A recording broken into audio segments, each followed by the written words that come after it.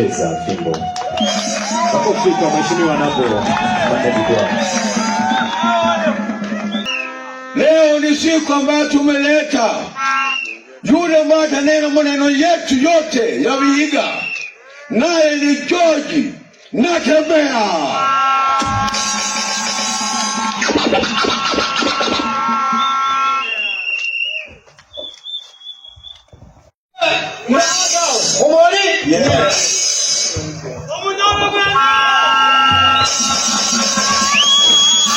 Come